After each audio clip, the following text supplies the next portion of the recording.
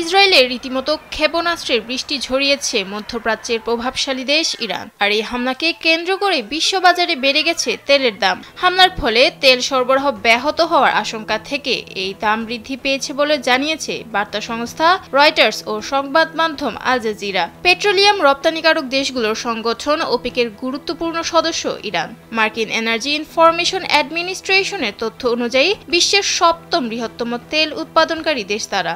সর্বাত্মক যুদ্ধ বাঁধলে তেল সরবরাহ বাধাগ্রস্ত হওয়ার আশঙ্কায় ব্যারেল প্রতি $1.05 বা 1.48% দাম বেড়ে $70.86 দাঁড়িয়েছে।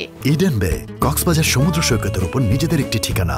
মাত্র 5 লাখ টাকায় আপনিও হয়ে যেতে পারেন এই হোটেলের মালিক।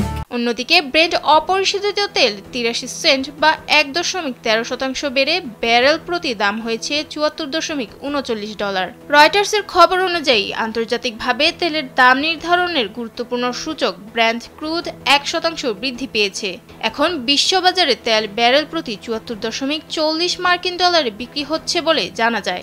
সবশেষ মঙ্গলবার লেনদেনের সময় এটি 5% পর্যন্ত বেশি দামে বিক্রি হয়েছে।